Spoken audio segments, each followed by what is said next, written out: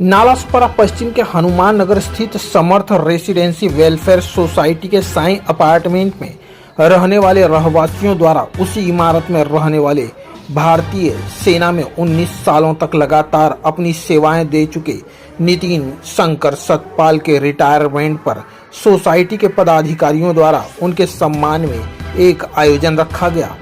आपको बता दें कि नितिन शंकर सतपाल भारतीय सेना के 34 मराठा रेजिमेंट के जाबाज हवलदार के पद पर कार्यरत थे। वहीं उनके सेवानिवृत्त अर्थात रिटायर होने पर वो अपनी बिल्डिंग में लौटने पर सोसाइटी अध्यक्ष व पत्रकार सैयद इसरार की अध्यक्षता में कमेटी के लोगों ने जाबाज हवलदार नितिन शंकर सतपाल का स्वागत और सम्मान किया। आज हम मौजूद हैं नालासोपारा पश्चिम के हनुमान नगर इलाके में साई अपार्टमेंट में, जहां पर आर्मी रिटायर नितिन सतपाल जी का स्वागत समारोह है। तो आइए उनसे बात करते हैं, उनसे जानते हैं उनका एक्सपीरियंस कैसा रहा है। थोड़ा बताइए। बिल्कुल बताऊँ चाहता। ठीक है, 2006 में जब मैं जम्मू कश्मीर बॉर्डर पे था, तो उस समय तकरीबन नाइट के 12 साढ़े 12 के आसपास का समय होगा। उस समय मतलब पाकिस्तान से जो अटैक हुआ था, मतलब जो वार नहीं, ये जो अटैक हुआ था, उस समय मैं भी नया था कि 2004 का मैं भर्ती और इतना एक्सपीरियंस भी नहीं था और मेरे को बॉर्डर पे डाल दिया था। तो जिसके कारण मतलब जहाँ उधर से जो फायर आ रहा था, ग्रेनेड फायर हो रहे थे, ठीक है, प्लस एलएमजी का भी फायर चल रहा था। उसके बाद इसका स्मर्च का फायर हो रहा था। जिस कारण मैं भी कंफ्यूज हो गया, क्योंकि पहली बार मेरे साथ ऐसा हुआ था। मैं फिर बाकियों को उठाया, बोला क्या हो गया देख लो, ठीक है। तो फिर मिल्टन का फायर चल रहा है, ठीक है। फिर वो तकरीबन 8 मिल्टन थे, ठीक है। और वो हमारे जो फायर चल रहा था हमारा इंडिया बेस पाकिस्तान का चल रहा था, वो तकरीबन हमारा सुबह जो रात को 12:30 के आसपास चल रहा था, वो सुबह 8 बजे तक खत्म नहीं हुआ था। उसमें से बाकी 7 जन मारे गए थे, लेकिन एक जो बचा था, जो पत्थर के आड़, एक बड़ा पत्थर था। बाद में जब हम सीसीटीवी जो कैमरे रहते हैं हमारे, सोलर व्हीलर रहता है ना, उसके ऊपर से हमने चेक किया, तो फिर एक से जो मिल्टन था वो बचा था, जिसके पाव को लगा था, ठीक है। उसके बाद वो अकेला ही सिंगल शॉट फायर कर रहा था। फिर पीछे से हम लोगों ने घेरा लगा के उसको ठिकाने लगा दिया था, ठीक है। ये मेरा सबसे बड़ा मतलब एक सर्विस में, ठीक है, बड़ा एक्सपीरियंस है मेरा ये। आपको नया था उस समय ऐसा हुआ था। आपको जैसे कि बहुत से अवार्ड भी मिले होंगे। हाँ, मिले। तो कुछ अवार्ड ऐसे हैं जो कि आपको यादगार दिलाते होंगे। हाँ बिल्कुल, जैसे कि मैं ज़्यादातर कारगिल, जम्मू कश्मीर इस साइड में रहा हूँ, ठीक है। जैसे मैं कारगिल में था, ठीक है, उस समय अवलांच आया था, ठीक है। उस समय मैं और मेरा एक साथी था, जो मतलब बाकी तो दोपहर का टाइम था, तो ये थोड़े रेस्ट कर रहे थे और ड्यूटी पे हम दोनों थे। तो उस समय अवलांच आने के बाद मतलब एक जैसे बर्फ की पहाड़ी टूट जाती है ना, तो आदमी को पता नहीं चलता मैं अभी क्या करूँ, ठीक है। लेकिन मैं था, एक मेरे से एक जूनियर था, फिर हम दोनों मतलब दिमाग लगा के, ठीक है, हमारी जान की सुरक्षा करते हुए जो हमारे जो साथी सोए थे उनको भी हमने बचाया। ये मेरा दूसरा एक्सपीरियंस है मेरा, ठीक है। उसके लिए मेरे को हमारे कमांडिंग अफसर प्लस जीओसी साहब ने, उन्होंने मेरे को एक सम्मानित किया था, ठीक है, ऐसी बात। और कौन से बटालियन से? मेरा नाम शंकर रामभाऊ सकपा, मैं 8 मराठा लाइट इन्फेंट्री में था। आप भी रिटायर हैं? मैं रिटायर 92 में मैं रिटायर होकर क्या अभी। एक्सपीरियंस रहा आपका? एक्सपीरियंस तो बहुत सारे हैं बताने के लिए। अभी जैसे हम लोग श्रीलंका में भी गए थे, दिल्ली में भी 3 साल रहे। उसके बाद सियाचिन ग्लेशियर में भी 3 महीने के लिए हम लोगों को भेजा था, लेकिन वहाँ पर हमको 6 महीना रहना पड़ा, क्योंकि वहाँ पर हम लोग ने काम सब कुछ अच्छा किया। वहाँ की रहन सहन या पाकिस्तान का बॉर्डर उधर नज़दीकी था। हाँ, और सियाचिन ग्लेशियर में तो सभी को मालूम होगा कि अपने वर्ल्ड में सेकंड नंबर या थर्ड नंबर पर अपना सियाचिन ग्लेशियर है। वैसे 24,000 फुट पर हम लोग थे। हम लोग ने एक दफ़ा ऐसा ही घूमते घूमते हमारा एक ऑफिसर कैप्टन साहब आ गए और उन्होंने उधर हरकतें करने के बाद दूसरे या तीसरे दिन पाकिस्तान ने वहाँ का डिग्री डिस्टेंस लेकर हमारे ऊपर फायर कर दिया।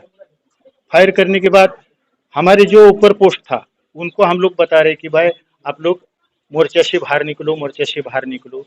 वो निकलते निकलते पाकिस्तान का 5वां बम जो आ गया, वो टेलीफोन पर ही गिर गया। तो एक हमारा सूबेदार साहब थे बेलगाम के, वो तो बेचारे 6 महीने में रिटायर होने वाले थे, वो तो कंबर के नीचे ही कट गए। और उसके बाद बेलगाम का ही एक सिपाही था, वो तो उसका तंगड़ी एक साइड में और दड़ एक साइड में ऐसा हो गया था। और एक जो हवलदार था उसका तो एक पैर ही पूरा कंडम हो गया। जो इतनी शहादत देते, इतना जो है बलिदान देते हैं, तो देश की जो जनता है, देश की जनता को आप क्या संदेश देना चाहेंगे? देश की जनता को मैं यही सजेशन देना चाहता हूँ कि जैसे हम लोग ने आज तक या हम लोग रिटायर होने के बावजूद भी अभी भी आर्मी में लोग हैं, वैसे ही आप लोग भी आर्मी में जाए और वहाँ का देश की सेवा करे। यही मैं आजकल के जमाने के, भले वो इंजीनियर हो चाहे एक डॉक्टर हो चाहे कोई भी हो, हाँ, इससे इससे अच्छा तो अगर आर्मी में नहीं जाएंगे या बॉर्डर नहीं संभालेंगे तो इंजीनियर डॉक्टर विक्टर बनने से क्या उनका फायदा है? कोई रखेगा उनको? कोई नहीं रखने वाला। अगर बॉर्डर पर जो सेना है तो हम लोग हैं। अभी इससे पहला भी मैंने बताया कि जब बॉर्डर पर है वो लोग तो हम लोग यहाँ पर सुरक्षित है।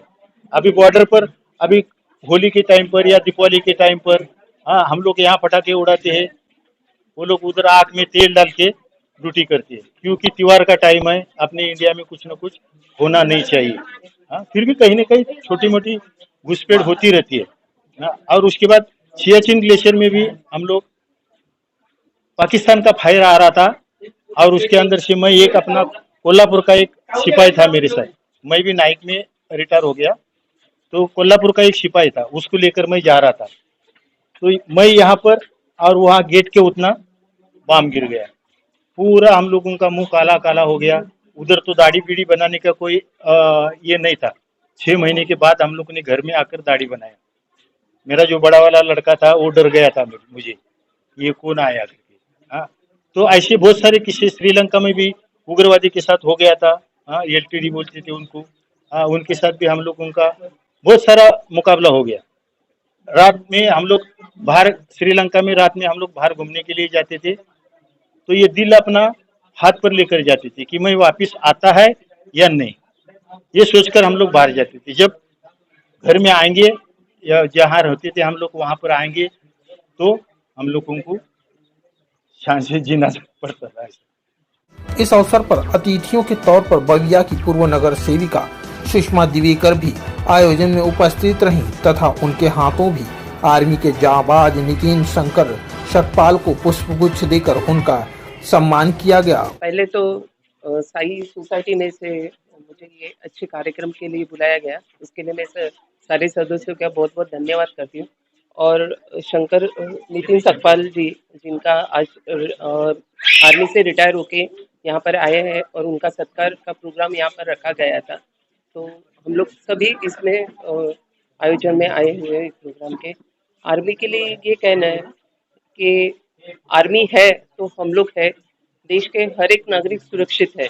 हम लोग अपने घर पे रहते हैं लेकिन हमारी सुरक्षा के लिए वो बॉर्डर पे लड़ते हैं और उनकी वजह से आज जो भी हम लोग ये लाइफ अच्छे से जी रहे हैं ये उनकी वजह से है। तो सारे जो आर्मी है, मिलिट्री है, सारे इनको जो कर्मचारी है, अधिकारी है, उनको हम बहुत बहुत दिल से शुभेच्छा ये देते हैं कि उनको अच्छा जिंदगी, अच्छी लाइफ मिले, ताकि देश का जो भी तकलीफ है, जो भी आते हैं हमला करते हैं या तकलीफ देते हैं, उनसे हम लोग को आज़ादी मिले और अच्छे से हम लोग अपना जीवन व्यतीत कर सकें। वहीं इस अवसर पर आर्मी में सेवा दे चुके नितिन सकपाल ने मीडिया के समक्ष भारतीय सेना में हुए अनुभव को साझा किया। उन्होंने भारतीय सेना के जीवन की कठिनाइयों को भी बताया।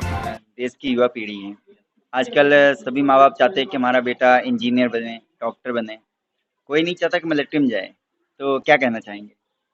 देखो भाई, जिनके ऊपर हम जी रहे, ठीक है, नेता बने, युवा बने, कोई भी बने, लेकिन हम किसके ऊपर जी रहे? मैं ये नहीं बोलता कि मैं आज सेना से निवृत्त हूँ इसलिए भाई मेरे जो पीछे वाली पीढ़ी है वो भी सेना में जाए, इसकी कोई जरूरी नहीं है, ठीक है। लेकिन एक आदमी ने जानना चाहिए, जो लेटेस्ट है वर्जन, उन्होंने जानना चाहिए कि हम किसके ऊपर जी रहे हैं। एक आर्मी है जिसके ऊपर हम, जिसके बलबूते के ऊपर हम लोग यहाँ पे आज सुरक्षित खड़े हैं। तो मेरी तो यही सूचना रहेगी कि भाई जैसे मैं फौज में, मेरे पिताजी भी फौज में थे, ठीक है, जैसे उन्होंने उनका प्रोत्साहन लेके मैंने मेरे पिताजी 92 में रिटायर्ड हुए थे, फिर मेरे चाचा जी थे, ठीक है, वो भी सूबेदार से रिटायर्ड है। जैसे वो 2004 में सूबेदार से रिटायर्ड हुए, फिर हमारे घर में कोई भर्ती होने वाला था नहीं। जैसे मेरे एक भाई है, ठीक है, उन्होंने बहुत ट्राई की, लेकिन क्या हाइट के कारण उनको मतलब थोड़ा दिक्कतें आ गई। फिर मैंने सोचा कि नहीं यार, पिताजी के पीछे कोई ना कोई तो चाहिए। तो फिर मैंने दौड़ लगाई, सब कुछ ट्रेनिंग वेनिंग किया और मैं भर्ती हो गया। नाला सोपारा से अजय के साथ शिवम सिंह की एक रिपोर्ट।